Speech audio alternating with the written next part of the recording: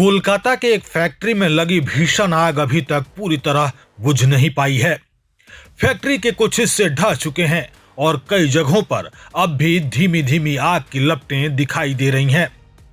हालांकि दमकल विभाग की टीम आग को बुझाने में लगी हुई है। यह आग करीब 32 घंटों से ज्यादा समय तक जलती रही है। फैक्ट्री में बड़ी मात्रा में ज्वलनशील सामान मौजूद था, जिसकी वजह से आग और ज्यादा भड़कती चली गई। दमकल विभाग का अनुमान है कि यही ज्वलनशील सामग्री आग के लिए ऑक्सीजन का काम कर रही थी। इस हादसे में अब तक 8 मजदूरों की मौत की पुष्टि हो चुकी है, जबकि 25 से ज्यादा कर्मचारी अब भी लापता हैं। बताया जा रहा है कि हादसे वाली रात सभी कर्मचारी फैक्ट्री के अंदर ही मौजूद थे। दमकल विभाग के डीजी रणवीर कुमार खुद मौके पर पहुंचे। उन्होंने माना कि इस फैक्ट्री पर पहले से निगरानी की कमी रही है। डीजी ने साफ किया कि इस फैक्ट्री के पास दमकल विभाग की कोई वैध अनुमति नहीं थी और कानून का उल्लंघन हुआ है। उन्होंने कहा कि इस मामले में कानूनी कार्रवाई की जाएगी। वायलेशंस पता लग रहा है, फायर का कोई क्लियरेंस नहीं है और वायलेशंस क्लियर है। उसके बाद जो लीगल प्रोसेस होगा वो हम लोग करेंगे।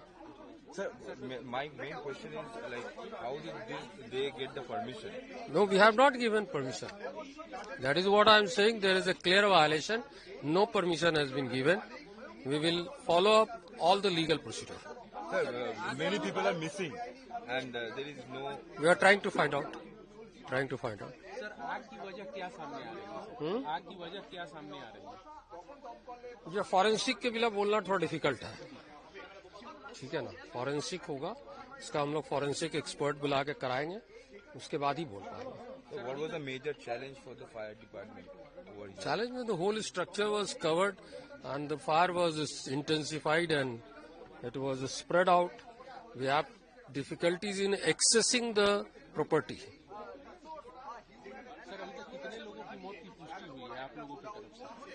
कितने लोगों की मौत की पुष्टि हुई है आप लोगों? अभी बता नहीं सकते, मेरे पास नहीं है, वो पुलिस के पास खबर हो सकता है कि क्या है। Detail of missing on all police के पास खबर होगा। अब इस पूरे मामले की जांच और तेज कर दी गई है।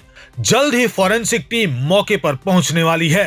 लापता मजदूरों के परिवार वालों के डीएनए सैंपल एमआर बांगुर अस्पताल में लिए जाएंगे, ताकि जले हुए शवों और कंकालों की पहचान की जा सके। इसके बाद शवों को पोस्टमार्टम के लिए कांटापुकुर मोर्चरी भेजा जाएगा। इस हादसे के बाद फैक्ट्री मालिक और लेबर ठेकेदारों के फोन बंद हैं। पुलिस उनकी तलाश में जुट गई है।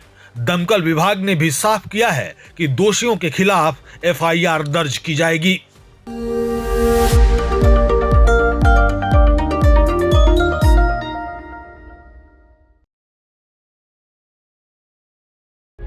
प्रभातखबर.com, विश्वास वही, रफ्तार नहीं।